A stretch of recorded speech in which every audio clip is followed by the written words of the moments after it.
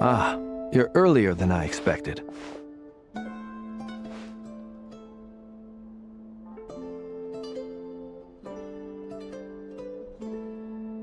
Hey, Flint's! Been waiting here long? Not too long.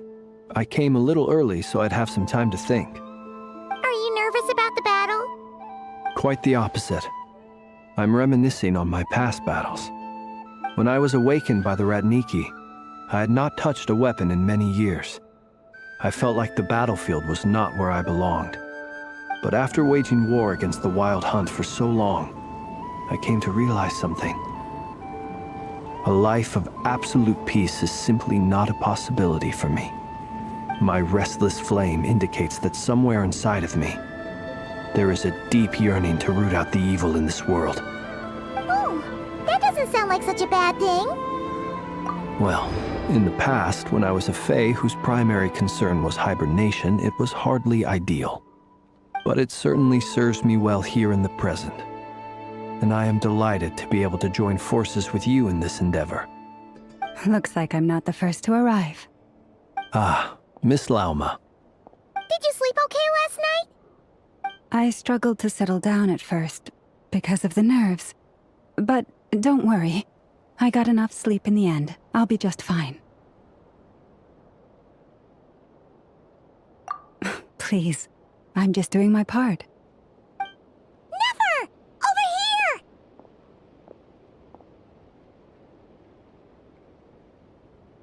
Aino asked me to relay a message. She said Anefa will be on high alert and keep a close watch over all secondary districts where defense is required, providing support as necessary. Meanwhile, Aino herself will provide range support to us directly, using her latest invention. Excellent. My thanks to all involved. The chess set's looking a little unstable. It won't hold him much longer. We should be prepared to engage at a moment's notice. No sense sitting around waiting. Let's make the first move while we still have the option. I agree. Paimon, find a safe hiding place. Got it! Be careful, Traveler! I will.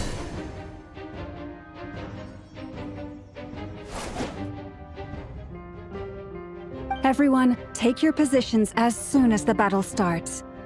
Every ounce of strength we have in our bones, let us bring to this fight. Ready? Let's go. I've seen all your futile ploys before.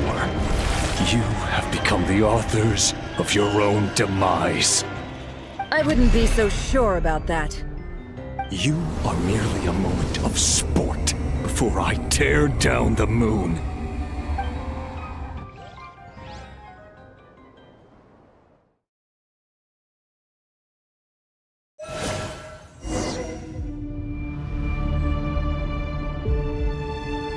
Stay on your toes. Moonlight betrays Yep, you. you too. Resisted me. Move. Leave this place. Hunt him Observe. down. Close your eyes.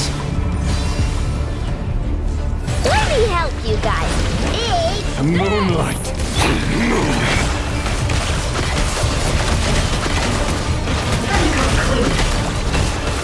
No more lies. It's all futile. Hunt him down. The moonlight betrays you. Move. Forest, protect us. Observe. Close your eyes. To dust.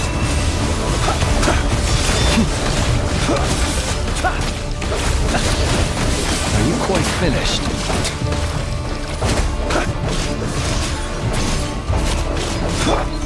Leave this place. Down. For the everlasting hope. Can't hide the truth. The moonlight. It all adds up. It began with the moon, and so shall it end. The moon will protect you.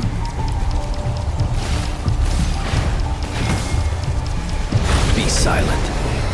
Close your eyes. Steady now. Observe. Do you see now? Close your eyes. Observe. Come here. When pray it be as you foretold.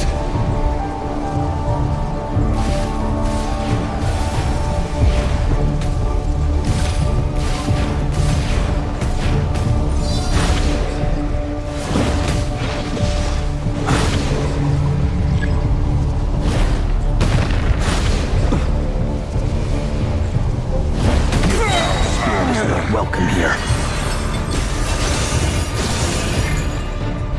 Close your eyes. Observe. Can't hide the truth. With one heart, we pray. You pray.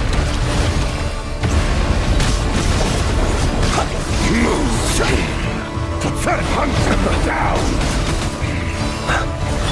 No more lies. Futile!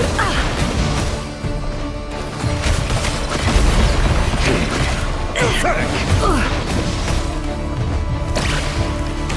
Close your eyes. Be silent. Observe. Night falls. Close your eyes.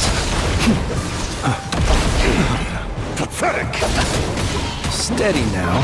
Observe. Close your eyes. Futile! Do you fear the dark? Observe. Moonlight betrays you. Dust.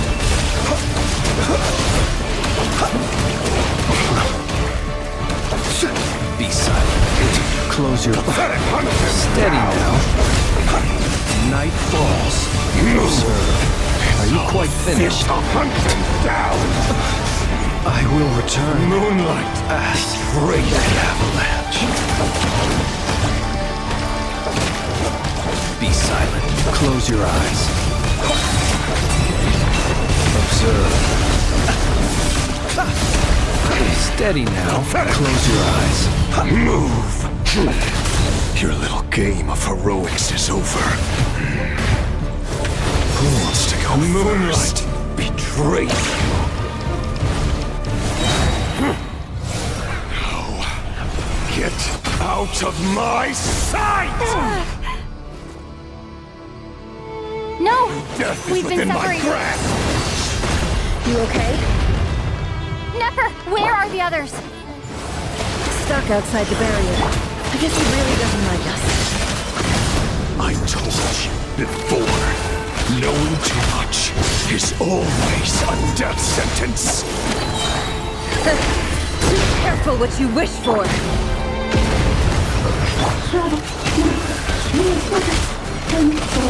Lala! Can you hear me? Silence.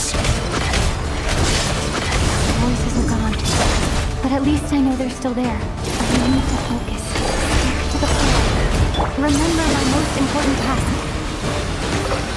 Just keep following him. If I can follow him for long enough, the moment will come.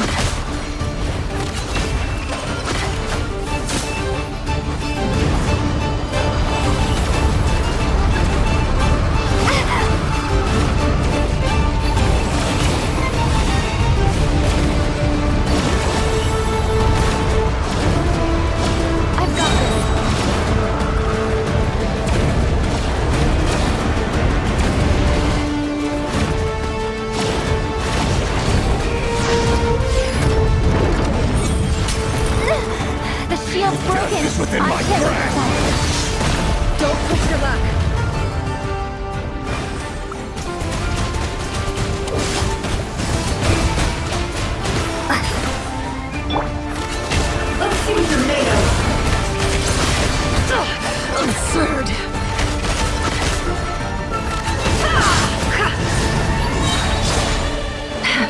the truth. Let's see what you're made of. The mystery unravels. Wipe out! Go! It all adds up.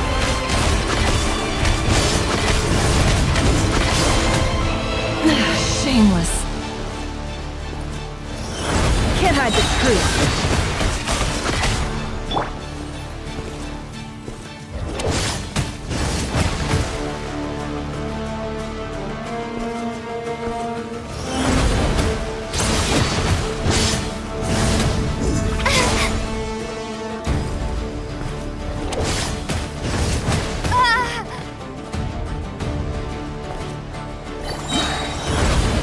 Bombs away! No more lies.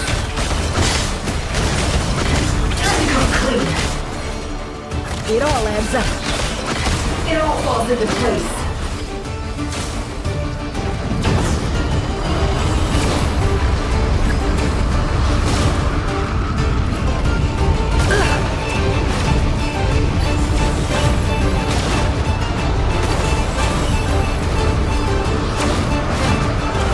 Curses. There's no other way.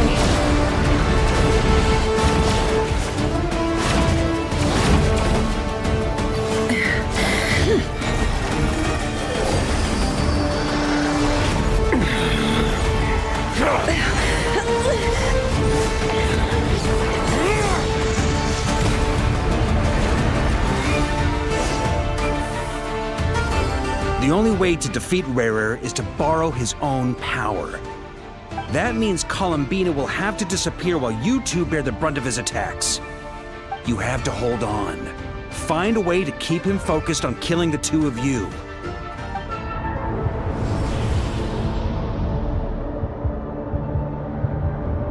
Never! Your eyes are bleeding. Soon you will be powerless to resist. And then, I will reduce you to dust. But that dust will plague your memories. Come on, keep holding on. Any other tricks up your sleeve? Let's see them. As entertaining as they are, you've backed yourself into a corner. You don't fool me. I see your fear clear as day. I have to stoke his rage. Make him unleash everything. You fear what you could never defeat. You fear the thought of never being able to save your beloved. You cannot win the fight against fate, Rarir. Is that what you think? Well, now it's your turn to feel afraid!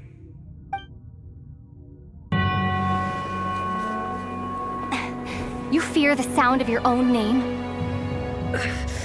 Is it us you hate? Or is it what you've become? Let's see what becomes of you!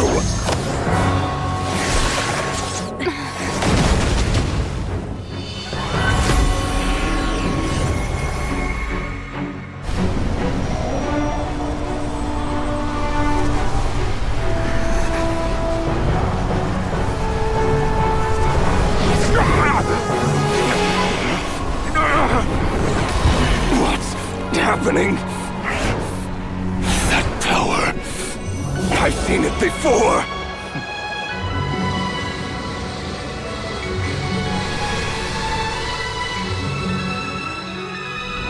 His power is on another level. We'll need to use an alchemical array to convert his power into a usable form. Then quickly channel it into Columbina, rendering her powerful enough to compete with him. I'll join you. I can help. If I release enough abyssal energy into a confined space, it'll create a potential difference, allowing us to extract a huge amount of elemental energy. Next, I'll synchronize with everyone's minds using Pyro, then give you temporary access to their abilities and fields of view. But it won't last long. Can you see? Well enough.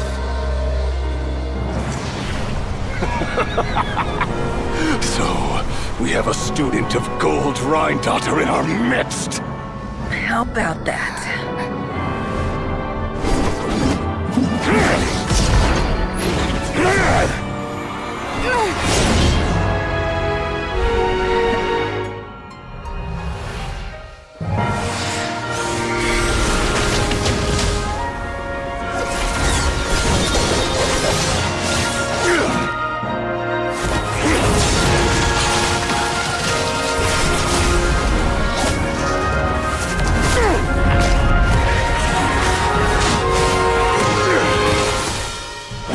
You use my own power against me? Just like how you stole Kuvaki. Look familiar?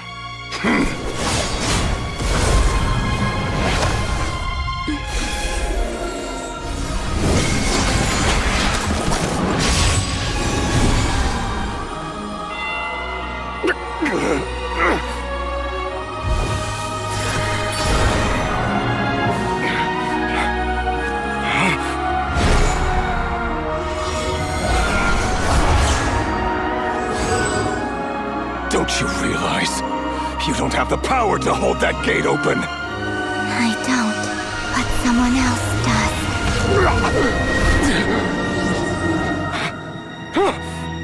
Goodbye, Rerir.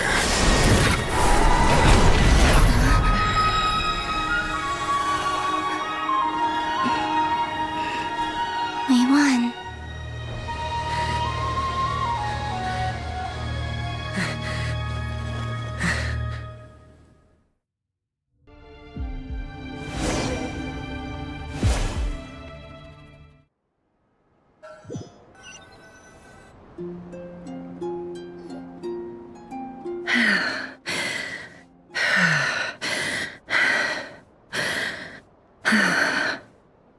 Nefer, how are your eyes? They're fine. Apart from the blindness, of course. It's not too late. Let me handle it.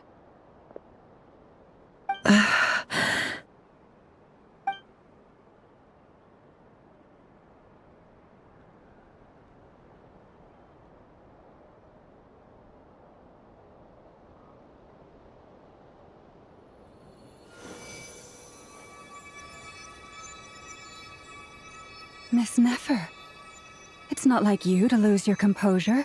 That was the most reckless thing I've ever seen you do. Reckless how?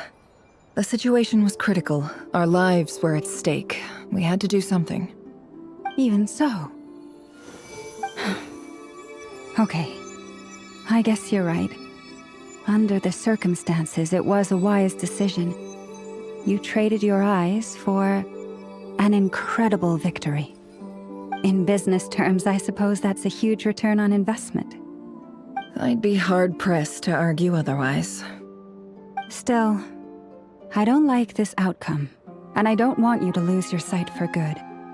People suffer when they make sacrifices they shouldn't have to make, whether that means faith, strength, or in this case, your ability to even see. I had hoped you could win without sacrificing so much as a single hair on your head. Thank you.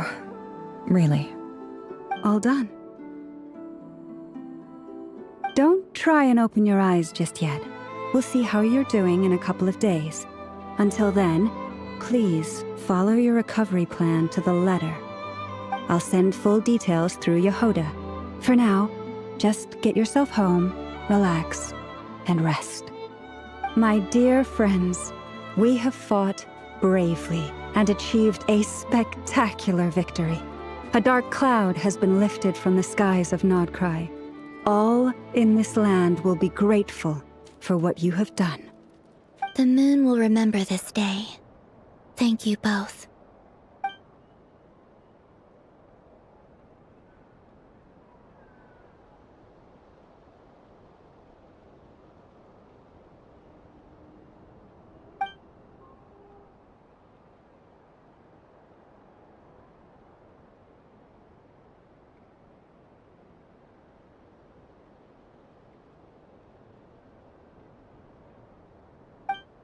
There's something I want to let you know. What is it? When Durin connected everyone's minds so I could access their powers, I also felt everything they felt. And since Nefer's eyes were injured, my eyes are hurting now too.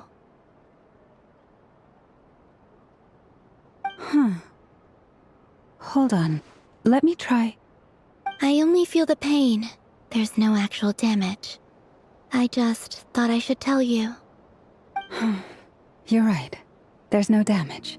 That's a relief. But I must say, I'm surprised to hear the Kutar share something like this with me. In the past, you never used to open up about yourself. Things are a little different now from how they were. I'm learning to share how I truly feel with my friends. Friends. You have no idea how glad I am to hear that.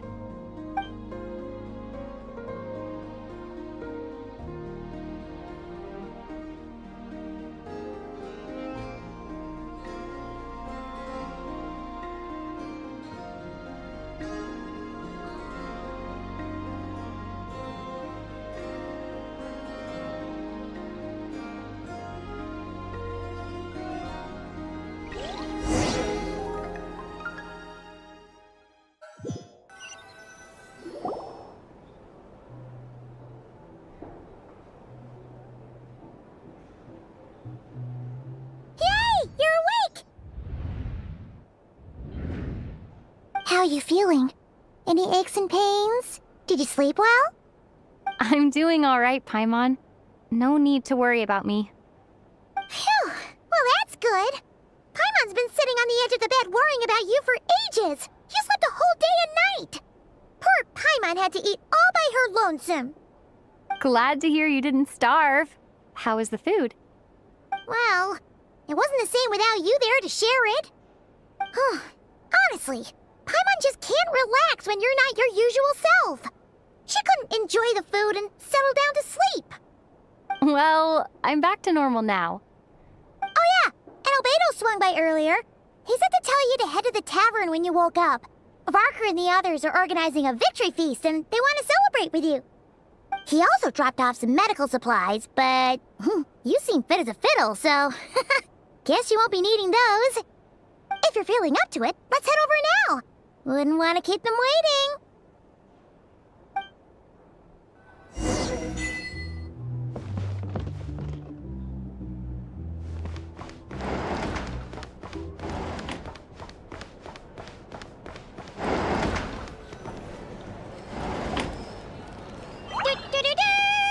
We're here!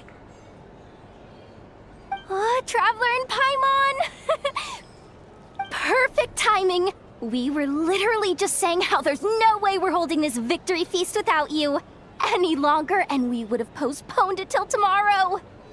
How are you feeling today? Much better, thanks. Don't worry about me. Relieved to hear it. If that changes, just let me know.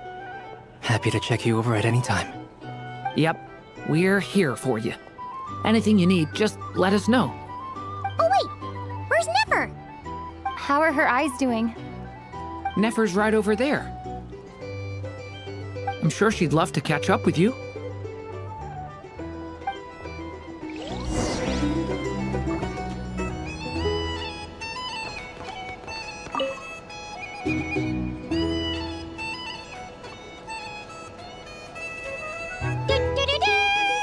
We're here! Oh, Traveler and Paimon! Perfect time. How are you feeling Much better. Relieved to hear. Yep, Oh wait, where's Nefer? How are her eyes? Nefer's right over there. I'm sure she'd love to catch.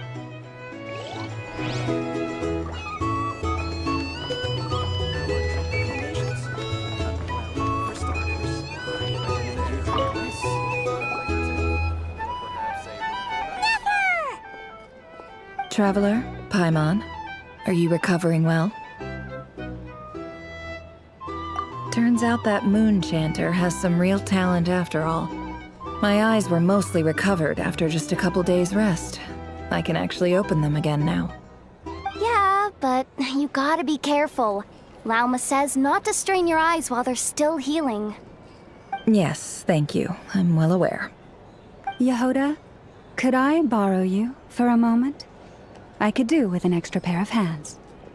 Oh, sure. Coming.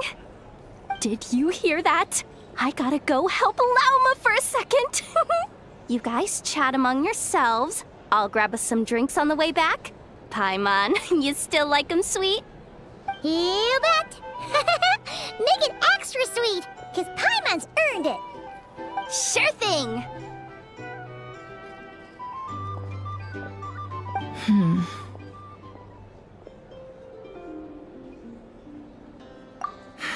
The Raker of Solnari. Kind of a snake, don't you think? No, definitely a snake. A poisonous one who spewed his venomous hatred everywhere. Anyone who seeks revenge out of hatred for other people has become a snake. That's something my dad used to say.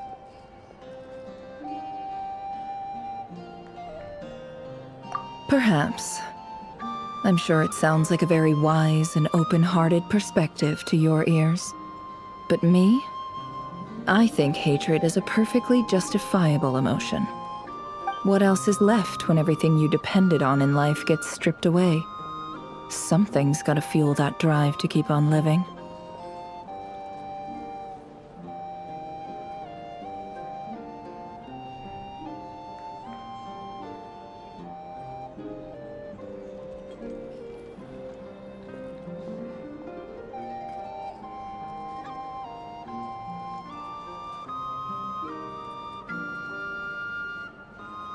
If you're worried about me, you can nip that in the bud. I'm not someone who gets stuck in the past. It's just... I suddenly feel like I was wrong to call my father a liar. He was just a fool.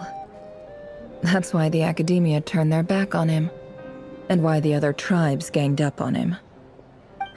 Oh, Father. How much better things could have been if you were a skilled liar.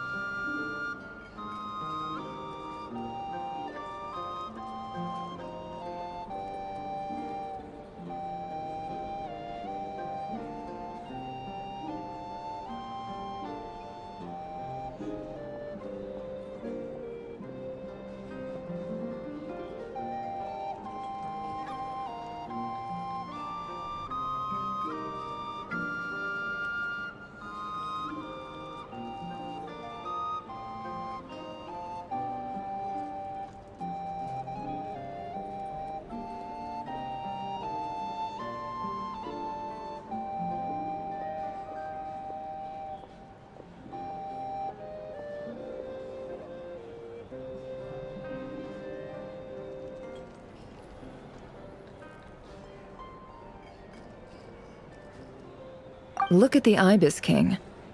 Thoth is a fiendishly cunning liar. And yet, strangely, he feels more like a father to me than my real dad ever was. He's never brought it up, but I'd bet he feels the same way. Why else would he give me the power to perceive the truth, while at the same time training me in the art of deception?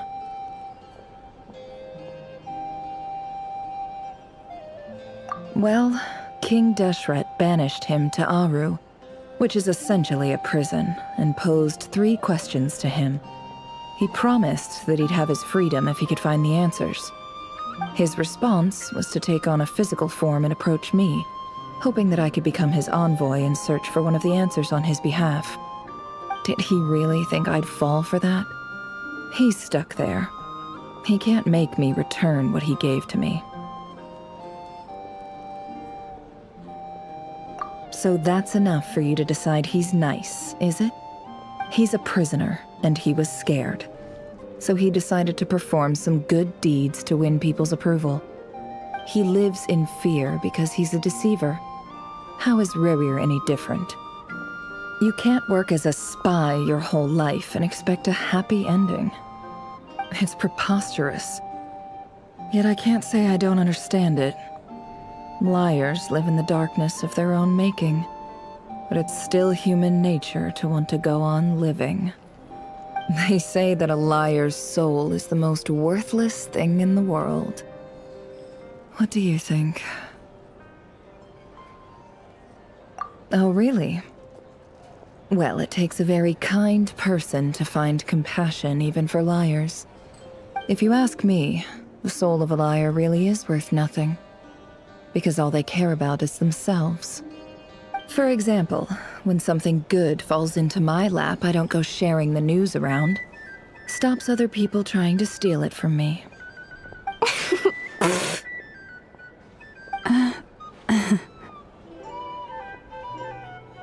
So be it.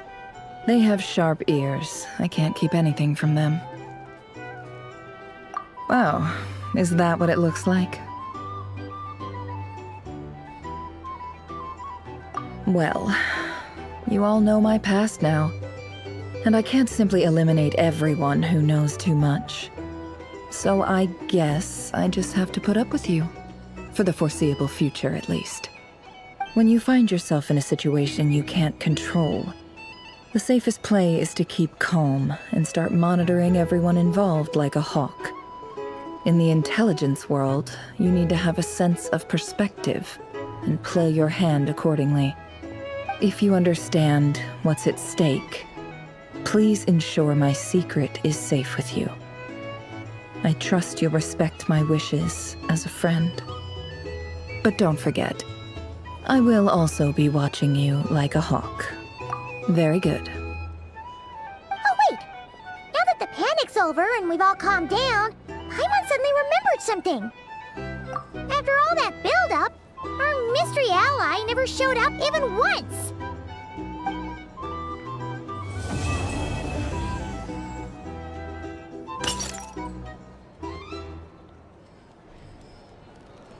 Huh? Am I imagining things?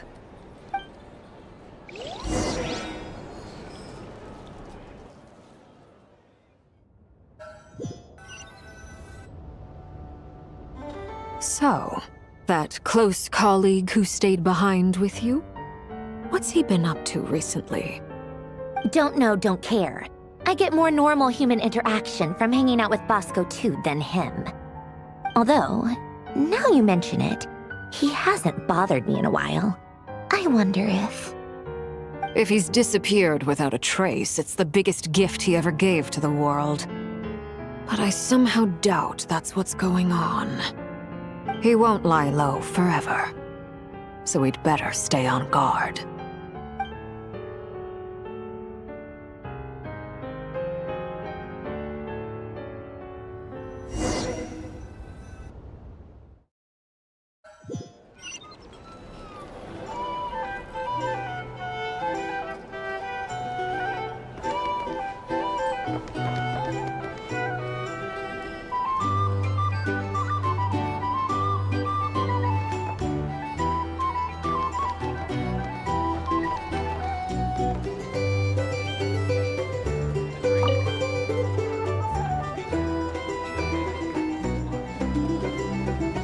Ah, Lord Sangama Bay.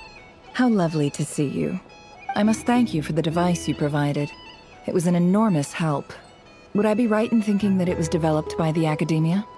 Why come and ask me when you clearly know already? I mostly came to thank you. That's more like it. A little gratitude goes a long way with Lord Sangama Bay. Play your cards right, and you might even stand a chance of becoming my long-term supplier. The chance to work with such a kind and charitable investor as yourself would be a great honor for the Curatorium. Huh? Charitable? Who said anything about charity? First time hearing about it. Let's see. The first plot of land you purchased in Nodkrai, your desert interests, and... Stop! What do you think you're doing? Exposing my investment history! It's nothing to hide from. They're all perfectly legitimate investments. And some of the land you purchased was with the intent of building a sanctuary?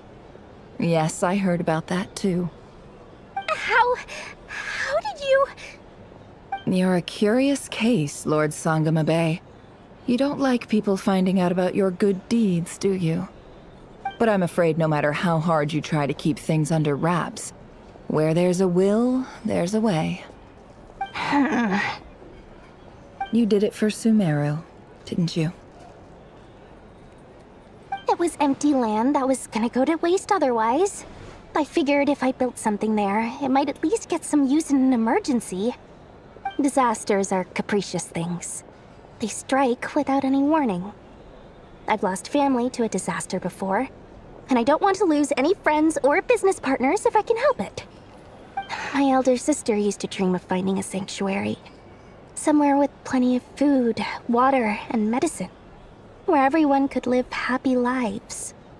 It was something I looked into, but after discussing things with the Dendro Archon, I decided on a more effective strategy. The tech people handled the tech, and Moneybags provided the Mora. It just made the most sense. It's a pity that so few people know the truth about you. Everyone says that you view everything in terms of Mora, and all you care about is growing your own wealth. So, what's the problem with that? Everyone wants to be rich. It's human nature. So yes, I love Mora, and it's nothing to be ashamed of. But surely you have dreams of your own beyond just making Mora. You don't get it, do you? My dream is to invest in other people's dreams. And, you know, make a nice little slice for myself along the way. Just thinking about it makes me happy. That sweet, sweet sound of Mora. Thank you. For the device? And the pendant. Oh, that. I was just returning a favor. Don't worry about it. Seems like we've both been away from home for a very long time. Yeah. So long that I barely remember what my family even looked like. That would be your mother, father, and sister? Yeah, though it's been years since my sister passed away. It's not like I want to forget them, obviously, but memory can be even more ruthless than the most calculating business person. Beyond a certain point, if something isn't helping you, it just gets rid of it. My sister can't help me now. Slowly but surely, her face is fading from my mind's eye. It's become a vague impression. Not everything will fade. When loved ones pass away, the beautiful memories are the ones that last the longest. Yeah, that's true. If you ask me, that's the one silver lining in all of it. Well, that, plus, I'm sure that life is much better now than it was back then. Oh, absolutely. I have tons of Mora, a big beautiful house, business is booming, and I'm as happy as can be. You've got a lot going for you too. Boss of the Curatorium of Secrets? I'm sure there's plenty of Mora to be made in that line of work. I appreciate the vote of confidence.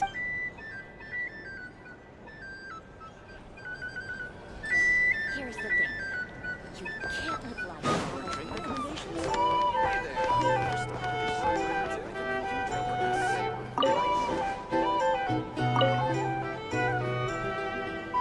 How have you been holding up? Any adverse reactions? If you start to take a turn for the worse, make sure you tell me right away. You don't need to worry about me, Grandmaster. I'm fine. I mean, I barely did anything, so... What? You're too humble, young man. You played an indispensable role in the battle for Nodkrai. We can't thank you enough for your support. Sometimes, when people praise you, it's because you deserve it. The best thing is to accept it calmly and with grace. It's important to learn how to respond to words of admiration. Let's do a quick demonstration. Albedo, that was an incredible feat of alchemy. The pressure was on, but you worked flawlessly at lightning speed to get the job done. Thank you. I can't take all the credit, though. Durin played a big part in forming the alchemical array. See? Did you catch that? A masterclass in how to take a compliment. Okay, yeah. I did work pretty hard to help prepare for the battle. No point denying that. Hey, you guys! Hey, look who's bounced back. Looking good, traveler. Seems like you've recovered. You won't need to take any more medication. Can I get you a drink? Huh? You know how to order at a bar now? You've sure learned a lot recently. Handling a drinks order is ridiculously simple compared to alchemy. Don't worry, I'll blend into society yet. Paimon believes it. You're clearly a fast learner, just like your brother. To be totally honest, though, Paimon didn't quite follow all the details when you first explained the plan to us. Don't worry, that's completely understandable. Unless you're a student of alchemy, it's hard to grasp the principle and how the process works. To put it in the simplest terms, we saw how our enemy stole the power of Kuvaki. And that gave us the idea of stealing his power to turn it against him. When facing an enemy you have no hope of defeating, it's best not to engage them in battle. So, instead of looking for a way to overpower him, we decided to help Columbina get strong enough to at least stand up to him in a fight. For this to work, we had to analyze his modes of attack, confirm who his main target was, and make sure that he wouldn't go beyond the range of the alchemical array. For added security, we prepared a total of 4 arrays. But to mitigate the impact of the battle, we identified one location in particular as the ideal spot, which is where the confrontation took place. The alchemical array absorbed his abyssal power. Then Durin processed it to render it usable by Columbina. That power enabled her to do what would otherwise have been nigh on impossible. What surprised me was that Dainsleif actually agreed to join us. Given his history with Rerir, he had every right to sit this one out. But we're extremely grateful for the decision he made. It must have been a painful choice to make. But I'm sure that making a decision was far better for him than staying in limbo. Absolutely. He was torn between 2 paths, but in the end, he made his choice and stuck to it resolutely. He doesn't strike me as the sort of person who'd stay trapped in limbo for long. Anyway, however you cut it, everyone gave a stellar performance. And now, it's time to kick back and celebrate.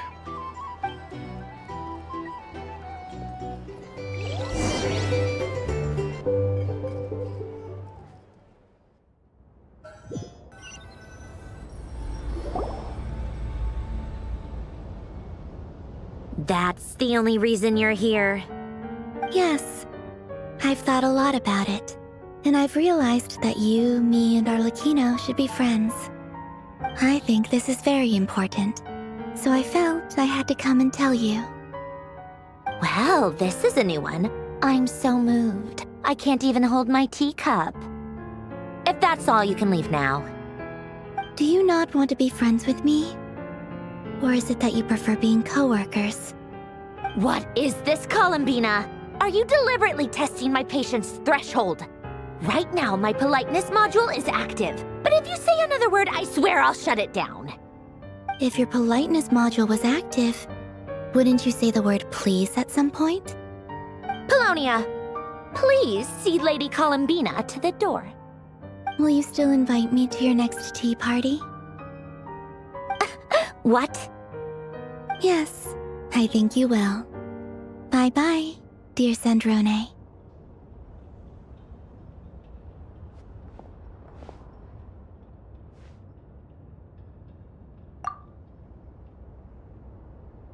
Last time, the Wild Hunt escorted you out.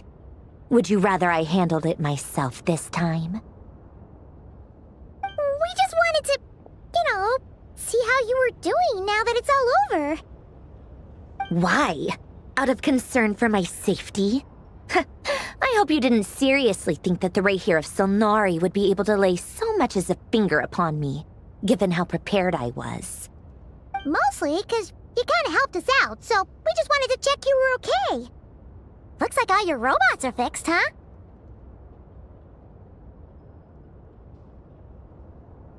Oh, don't you worry about that. Tea time is already a write-off. The visitor before you managed to kill my appetite. If you're in the mood for tea, go ahead and help yourself. Otherwise, it's going to waste. My coasters are still missing in action, though. Use this notebook instead. Whoa! Pretty hefty notebook. Look at all those calculations. You can ignore those. They're just dumb scribblings. I doodle and write in my free time. Sometimes I remember the distant, dreamlike past. Sometimes I imagine the far-flung future. And other times, I grit my teeth and note down all the crazy nonsense going on in the present. Some people do the crosswords in the newspaper. This is my equivalent of that. Trying to predict the future is like daydreaming, and writing about the present just makes me furious. The past is my favorite. If nothing else, it's already set in stone, so I don't have to rack my brains trying to figure it all out. Huh. Although, having said that, the only vaguely interesting memory in my past is probably that guy they call Lord Artificer. Who else? Pretty much all the mecha in Fontaine are his personal handiwork. Wait, are you saying you know him? Like, personally? As a friend? I mean, I guess we were friendly enough. Yep. In fact, I'm probably the only normal person left who knew him at all. We used to chat occasionally back when he was still around. Before he passed away, he asked me to destroy all his manuscripts. I honored his request, but I did read through everything first before destroying them. I mean, I couldn't let the genius of Lord Artificer Alain Guillotin disappear like that. Would have been such a waste. So, that's where the formulas in your notebook are from? I just told you. Those are my equivalent of crossword puzzles. They're just dumb formulas that I solve for fun when I'm bored. Alain's work was like epic poetry. The formulas in my notebook are just silly little riddles in comparison. Not that there's anything bad about them. I mean, at least, solving those riddles isn't going to hurt anyone. Except me, 'cause I lose a few brain cells in the process. Anyway, while we're on the topic, I might as well tell you about what happened to him and his friends. Alain Guillotin had two close buddies, Renee and Jacob. They spent their childhood years together in the Narzissenkreuz Institute. They were all quite competitive, so there was some rivalry between them, but it was a friendly rivalry. But beneath the friendship and the rivalry ran something deeper, a sense of nostalgia for the past. Unfortunately, childhood would end. The prophecy would come true, the apocalypse would arrive, and the future would never be. A mad dream that would normally only capture the minds of lunatics began to take root in their hearts.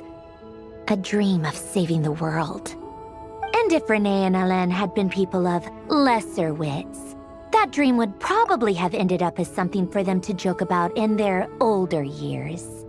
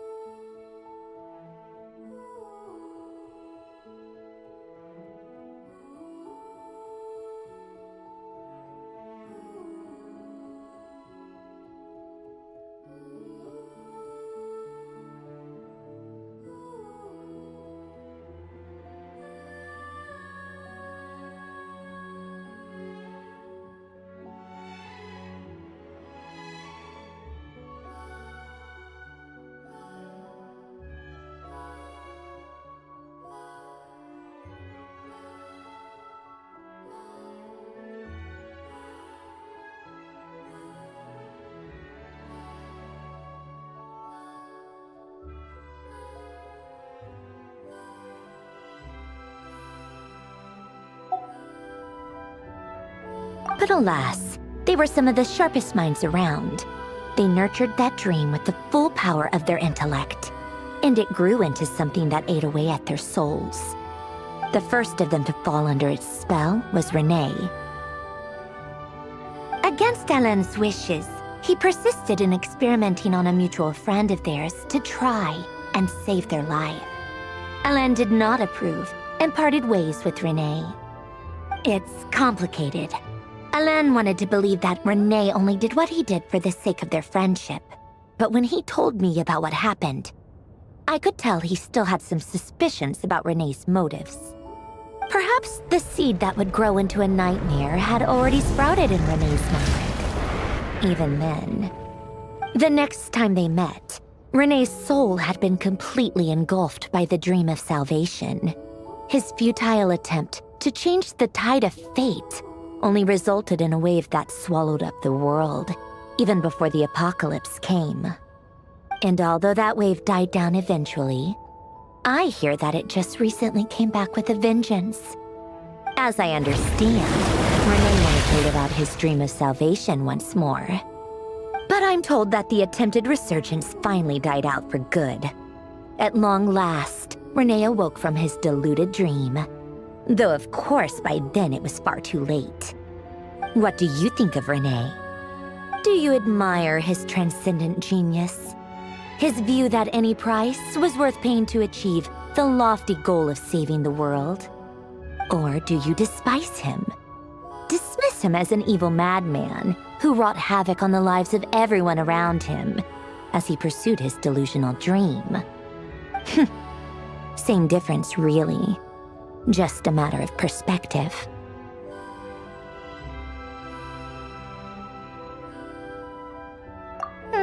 What a cop-out. But I suspect you'd have a more incisive and insightful answer if we dug into it further. I don't like fanatics who give up their whole lives for their ideology. Nor do I like fools who let their delusions take control. Maybe I could understand if Renee had just been an ordinary person. But he had a sage-like intellect. And still managed to get himself lost in the labyrinth of his own desires. Anyway, that's enough about Renee. Now, moving on to Alain Guillotin, the Lord Artificer. He managed to put a stop to the first storm whipped up by Renee. But after that, Alain lost his friends and family. To his credit, I suppose, the loss of his family and friends was purely a tragic accident. It's not like Alain sacrificed them for his cause or anything.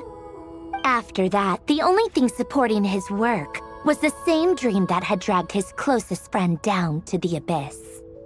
But although the desire to save Fontaine drove him to found the Fontaine Research Institute, Alain continued to reject any form of transcendental knowledge or power. He was suspicious and fearful of it, having seen the way it had affected his closest friend. I think that formulas and machines derived solely from human intellect were the only thing that gave him a sense of spiritual comfort. Yet Alain's intellect was simply too great. It barely left him space to breathe in his lifetime. Once he realized that the end of his life was approaching, he finally accepted the truth. The Nazissenkreuz Institute needed someone, and a human being, to see its story through to the end. He quit working on his formulas, trading them in for the fairy tales that had played such a formative role in his childhood, but which he barely touched in his adult life. He told me that the director of the Nazissenkreuz Institute used to read those fairy tales to the children as bedtime stories. Apparently, they worked wonders at sending kids off to sleep. I think that all he wanted at that time in his life was to be able to sleep deeply without being plagued by depression. By that point, nothing else really mattered. At the very end, he laid down to rest in the ruins of the former Nazissenkreuz Institute orphanage, while the Fontaine Research Institute he had founded continued tirelessly with its work. Many years after that, tensions over competing dreams would once again cause a rift, this time between members of the Fontaine Research Institute. But the actions of those fools had nothing at all to do with Alain. And that is the story of two people from the Nazis. One went all in on his fantasy of... The other sought desperately to burn bright in his life. I do sometimes wonder, why is it that people like them have... Even the grandest tree starts as a tiny seed. So perhaps, for each of them, their mission to save the world began with a very simple desire. To save themselves. They were young children with friends and family who mattered to them. Desires to explore the meaning of life. Ambitions to have a successful career. They didn't want to see all of that taken. Or maybe they just wanted to find something to anchor themselves within the chaos. But instead, the search for their own salvation took them down the rocky road like... Do you think the desire to save oneself is enough of a justification to try and save the world?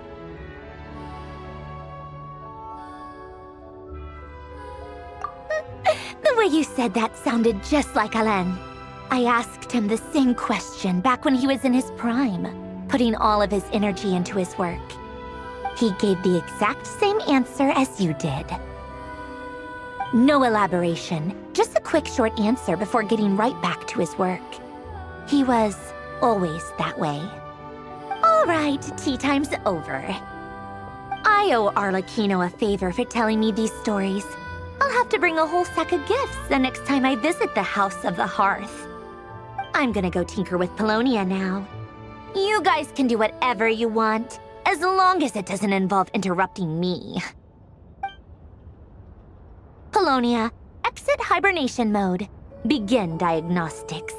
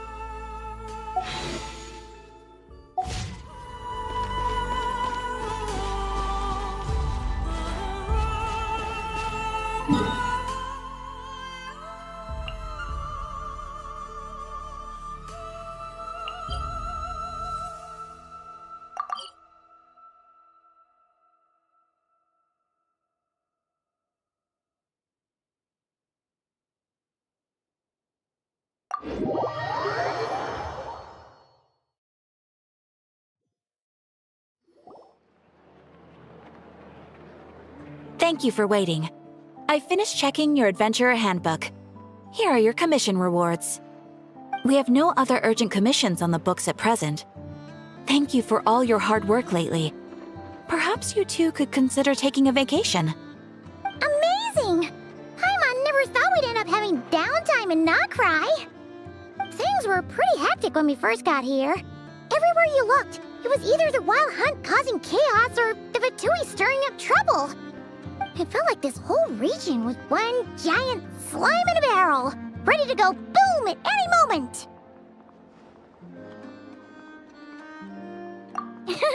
That's right! Another win for Tibet's top duo! Ah, yes. Are you two aware that the Moon Prayer Night is soon to take place? Oh yeah! Lama told us that was coming up soon. Wait, Why do you mention it, though? Do people in Nasha Town celebrate it too? Paimon thought it was just for moon goddess worshippers. You're partially right. Most people in Nasha Town just see the festival as an opportunity to do business. They do not concern themselves with the religious element. The festival was first celebrated by the Frost Moon Scions. On this day, they would wear moon prayer blossoms and celebrate the birth of the moon goddess through song and dance. They would also prepare food and handicrafts and give them as gifts to others. Over time, it became Nodkrai's most lively festival. Oh, sounds like fun! Great! Well, in the meantime, since Catherine doesn't have any commissions for us, let's focus on some personal business instead. When we first got here, you mentioned that this was where your spaceship landed? We didn't get to follow up on it at the time, because we got wrapped up in that whole rare situation, but now we can finally start investigating it properly. Well, there's a saying Paimon's heard around these parts, which goes, if you lift up a rock, you'll find something you weren't looking for. By that logic, you'll never find what you're looking for while you're searching, but the moment you stop looking, it'll jump right out at you. Could be worth a try though, right? Anyway, Paimon suggests we focus on other stuff we want to do for now, and just keep an ear out for spaceship-related intel as we go.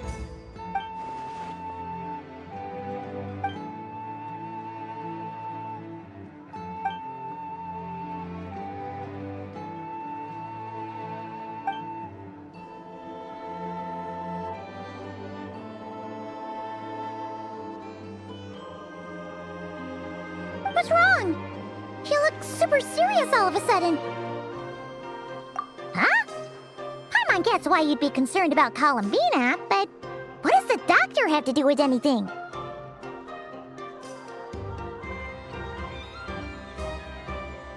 Oh, that's true. And now that you mention it, we're definitely overdue for a showdown with the Fatui. It is weird that he hasn't shown himself this whole time. What could he be up to? True. Paimon would much rather deal with Marionette anyway. She says the meanest things, but when it comes down to it, she doesn't seem like a bad person. Maybe it's the pressure of being a Fatus? Especially as a Harbinger. Does she feel like she's gotta act tough to keep up appearances or something? But then, every time we headed out with Rarier, she always wound up having to repair Polonia and her other robots. That's gotta sting. Losing face always hurts more for people who care a lot about their image. She's probably still furious about it. What? Relax, she's not even here. Huh? What's the matter? Oh, nothing. Sorry, we'll be on our way now. Where are we again? Oh yeah, Columbina? Right, yeah, let's go see Columbina.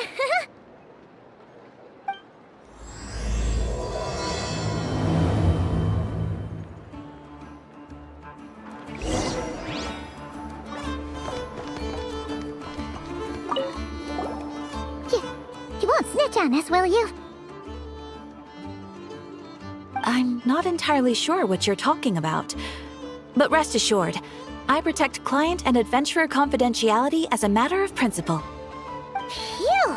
That's a relief. Paimon does not want to get an earful from her.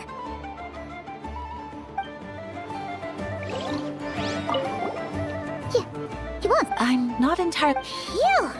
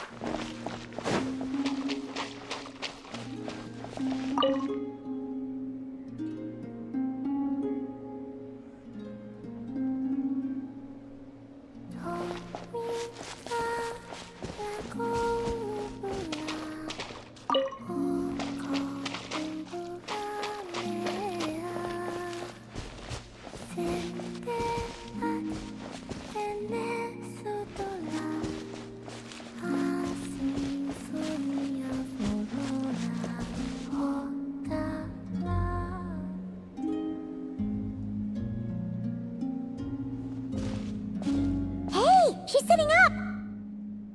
Is me sitting here a rare sight? No, we just thought you'd be resting. Perhaps I would have been, were it not for the sudden arrival of some unexpected guests. Not that I consider it a disturbance. After all, you are the only ones who are free to enter. Would it not be a little unfriendly of me to lie down while we speak? I didn't realize you put so much thought into little things like that.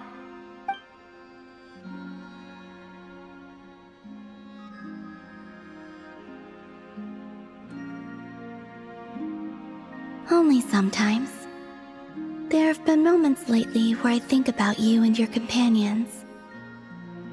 They are warm, mysterious, and cozy memories. Very few of my past memories are anything like that.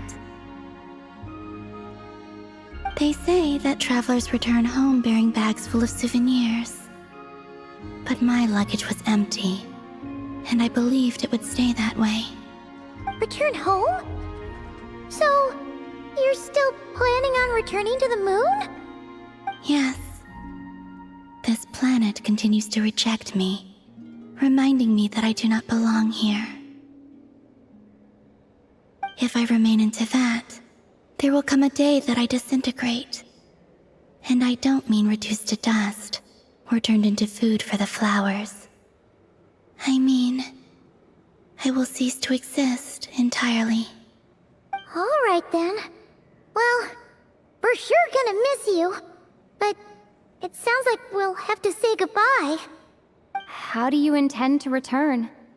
The moon prayer night is soon to arrive. On that day, the moon will be closest to Teyvat. The Kuvaki in this land will reach its peak at that time. I merely need to grasp the tide, and with relatively little effort. Oh, Paimon gets it! It'll work like a slingshot! You make it sound like she's gonna get blasted up to the moon.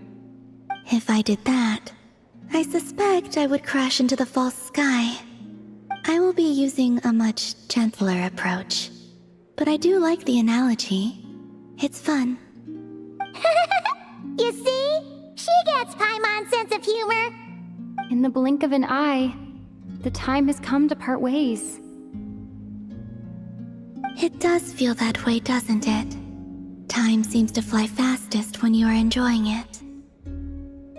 I have always thought of myself as a wanderer on this earth, and it has never expressed any desire to keep me here.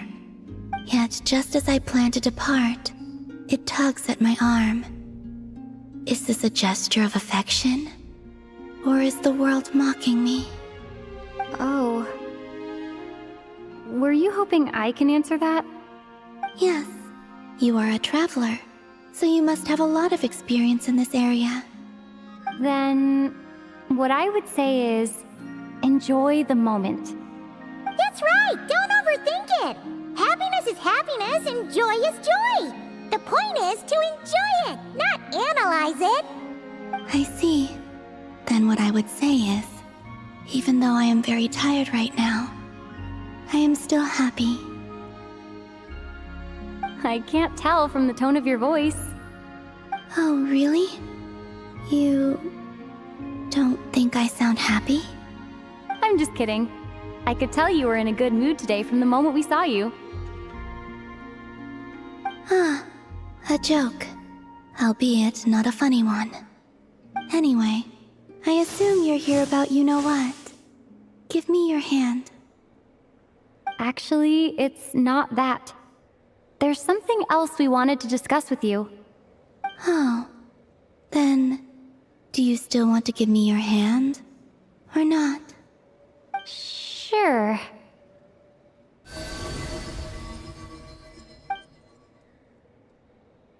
Thank you. So, I've heard that in the moon prayer nights of the past, people here would hold celebrations in the moon goddess's honor. Since you helped so much in our fight against the Rehir of Solnari, I think you deserve a farewell party before you return home. I haven't asked everyone else for their opinions on this yet, but I'd like to invite you to join the upcoming moon prayer night. I've never joined a moon prayer night before. I'm not sure what I would even do. worry about that. We take care of everything. All you need to do is show up. Of course, there's no need to force it if you're not feeling strong enough. It's just, this kind of felt like a golden opportunity. But they call me Kutar, and the Fatui have an arrest warrant out for me. I shouldn't appear in public right now. I'll make it work. You have my word. Yeah, we got your back. Well, she does. Paimon's actually not too sure what she's planning. All right, if you're sure. I will not refuse your invitation.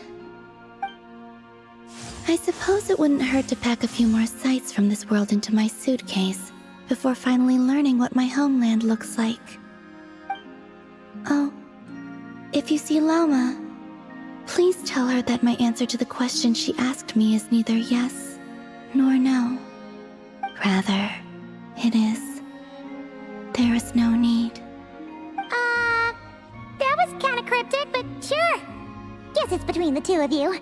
We'll pass along the message. Bye for now!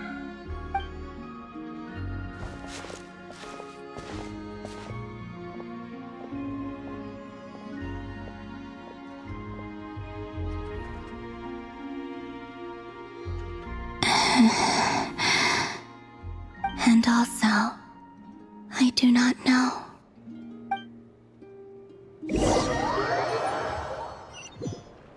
Since she's agreed to join the festival, let's go see who else wants to take part.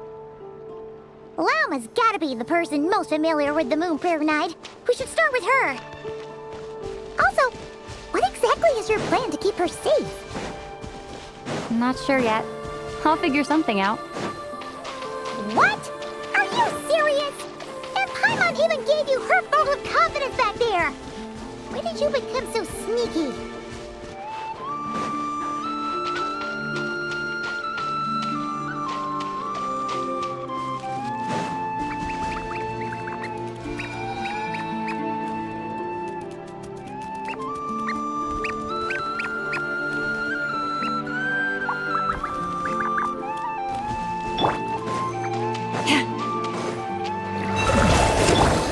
Show no mercy!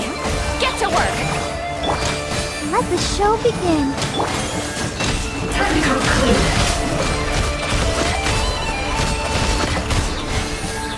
It all adds up.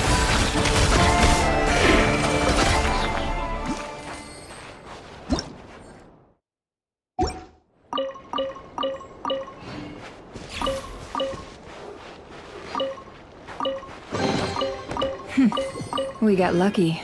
It could have been a trap.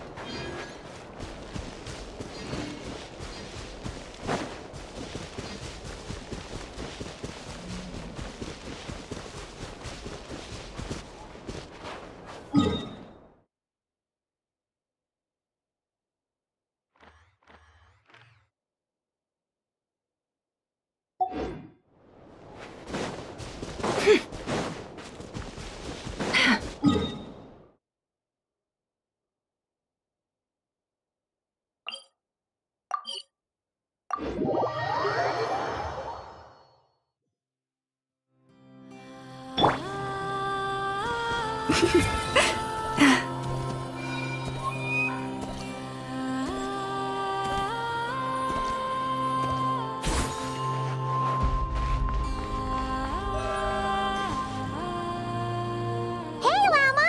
It's us! Huh? Varka? What are you doing here?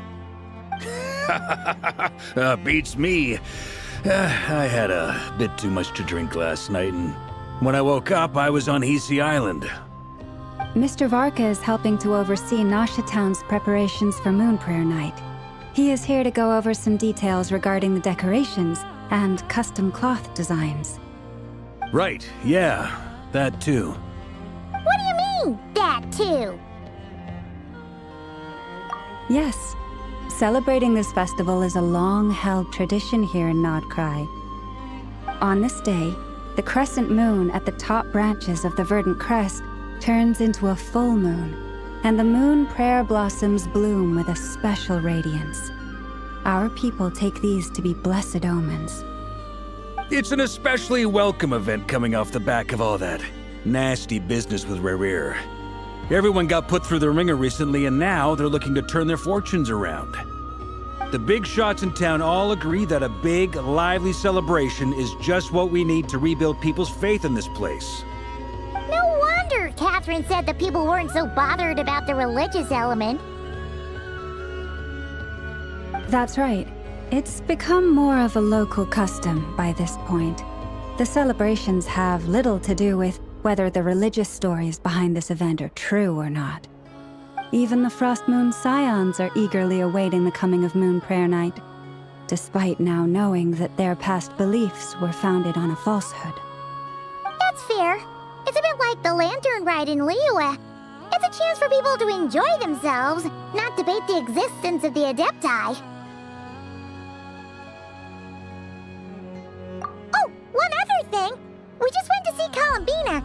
We went ahead and invited her to take part in the festival this time. Hope it's okay. Wait, so... you mean she agreed to it? Huh. That's quite a surprise. Then I suppose that she intends to return to the moon on that day. Oh, yeah! It's kind of a complicated process, but basically, it's like a slingshot. I understand. In truth, I had a feeling that she might make such a decision. Well, if Kuthar has decided to participate in the festival, we should prepare accordingly. Yeah, exactly. She was saying how it could be risky for her to show her face in public. We were wondering if there was any way we could hide her. Unfortunately, the people who carved the statues did an excellent job of capturing her likeness.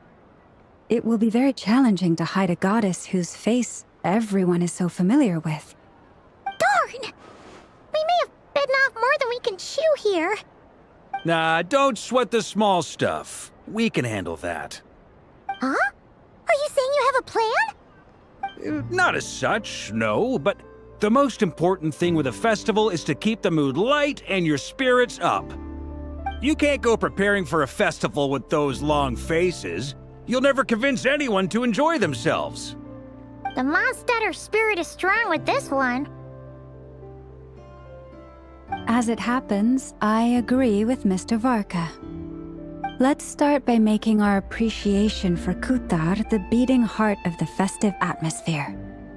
And who knows?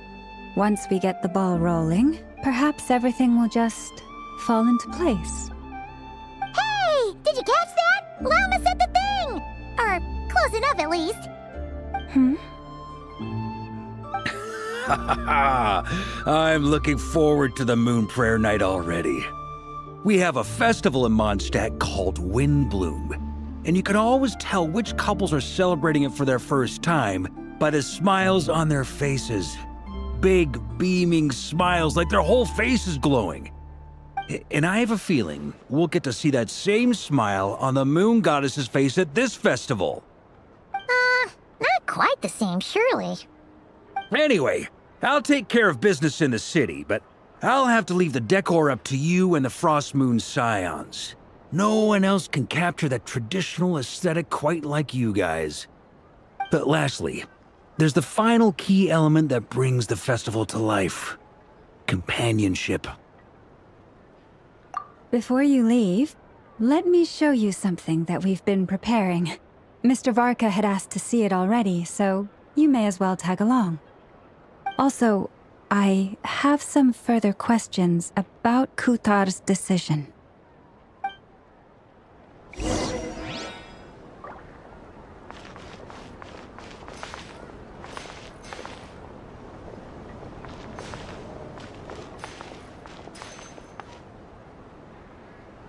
Huh! What's this? They sure look like they're having fun. I believe so. Kuhenki seem very skilled at playing drums like these, although I'm not sure where they learned it from. Maybe it's an innate talent? In their eyes, they're probably just playing with toys.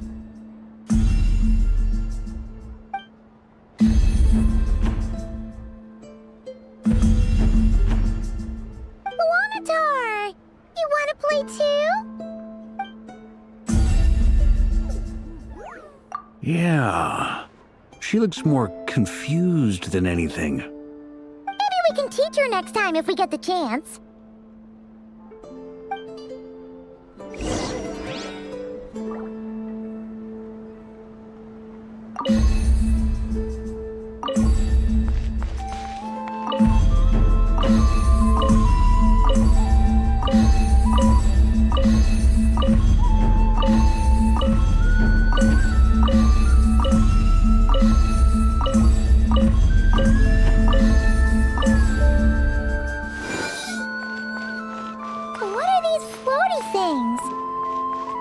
Moon veils. We hang them from buildings in the city during the festival. When you look at the sky through them, it creates a lovely misty effect.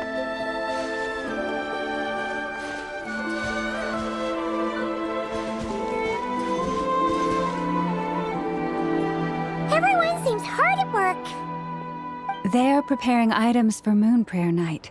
For instance, the sculpture being made over here, Mr. Varka and I were just finalizing the details of where it will be placed. Ah, there she is. I didn't know the finished article would be so large. Not to worry, though. All the necessary arrangements have been made. Just let me know once it's ready, and I'll get some people to ship it over. You have my thanks. And over here, we are preparing a very traditional confection. Oh, look at all these colors! It looks great! Can Paimon try one? Of course. I have a feeling you'll like it a lot. You bet! Sweets and treats are Paimon's favorite! If you included those in the Feast of the Moon, I bet Paimon would have joined the Frost Moon Scions by now. There will also be verdant crests like this present in Nasha Town during the festival. The timing of Moon Prayer Night is not completely set in advance. We make a rough estimate, then observe the changes in the verdant crests and moon prayer blossoms to guide us. As such, the wait itself is a fun feature of this particular festival.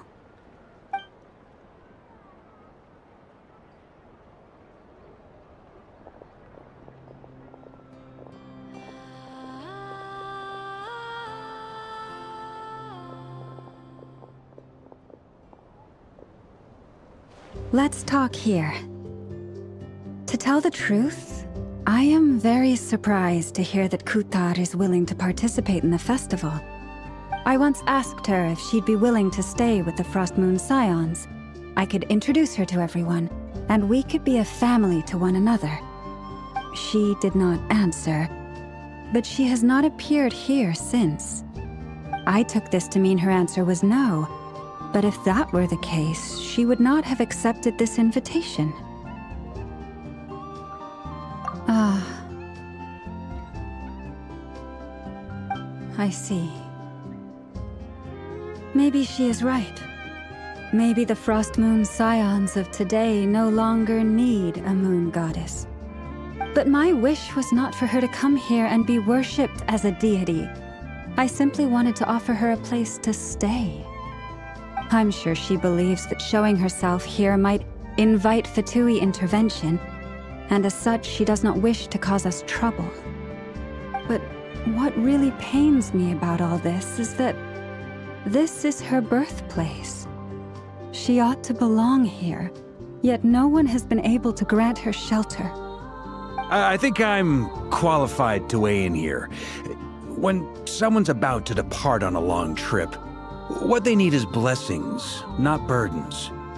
We should wish her the best, not make the journey harder than it already is.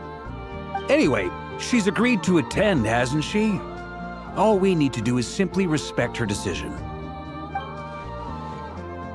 I see your point. Yes, she will soon depart after all. Our job is to leave her with some happy memories. Besides, who's to say her journey to the moon is a one-way trip? It's not like she can't come back and visit if she wants, right?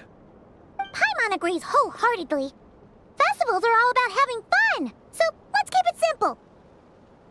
All right, I'm gonna head back to Nausea Town soon. Wanna come with? I'm guessing you have some other folks to visit there. Sure thing, let's go! Bye for now, Wilma! Thank you all. Goodbye.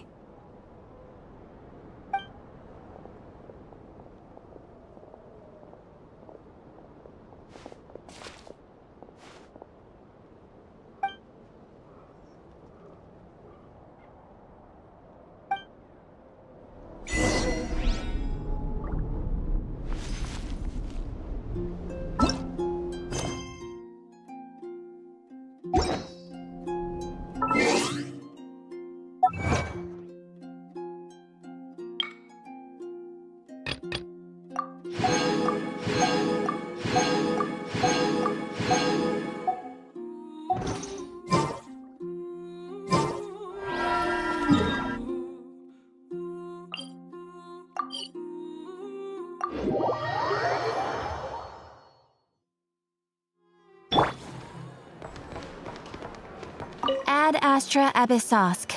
Welcome to... Thank you for completing today's commissions. Here is your reward. Ad Astra Abyssosk.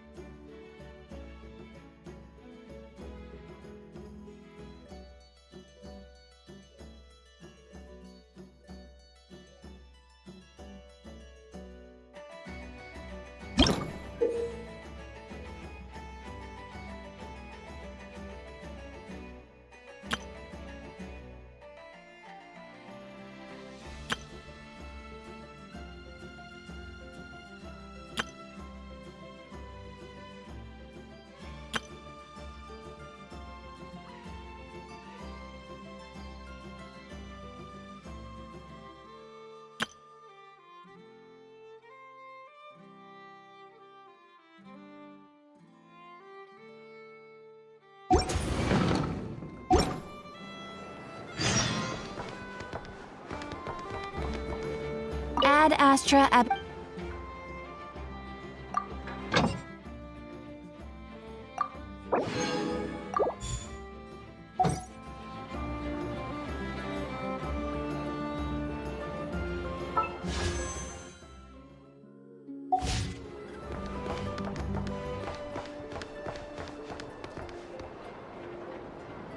This land holds nothing but promise for adventurers from all walks of life. There's tons of work.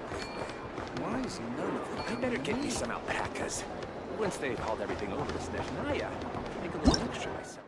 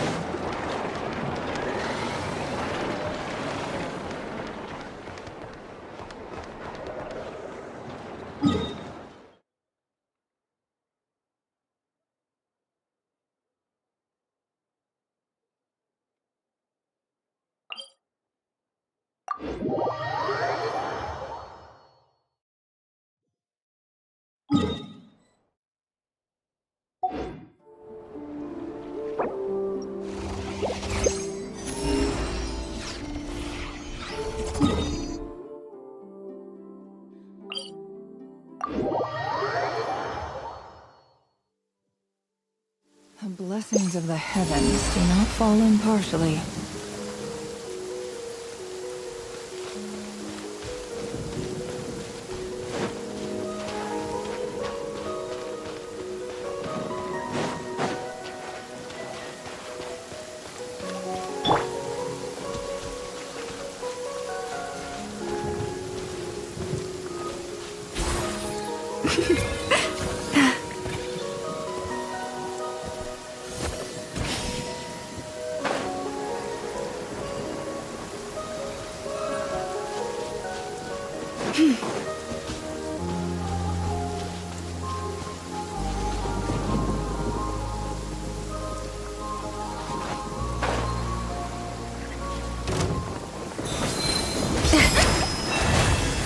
for the everlasting forest.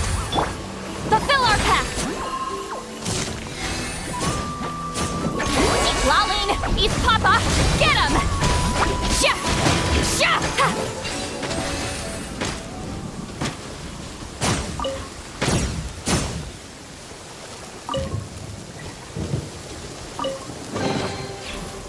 Not bad. It's all yours.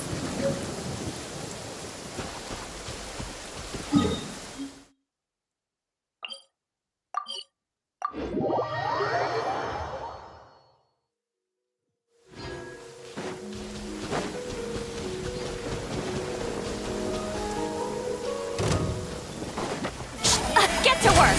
Fulfill our pact! Take me!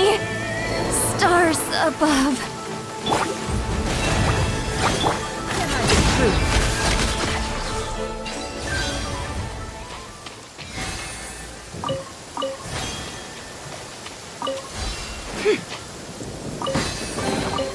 This time your curiosity paid off, but don't get careless.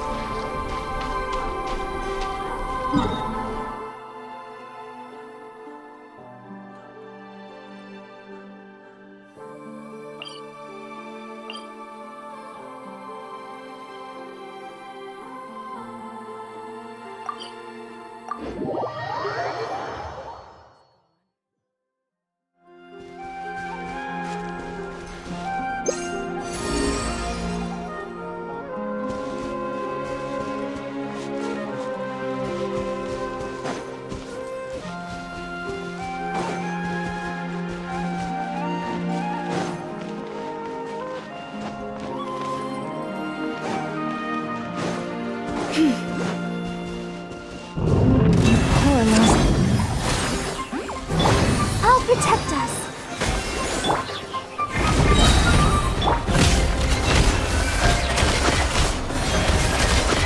It all falls into place. Can't hide the truth.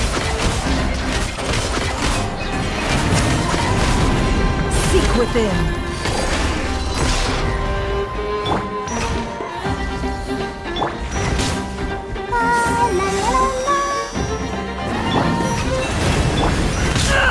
No more lies. Let the show begin. It all adds up.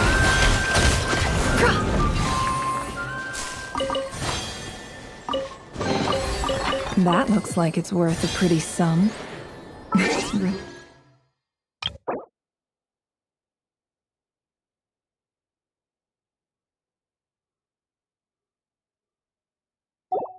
Max, your secret's safe with me.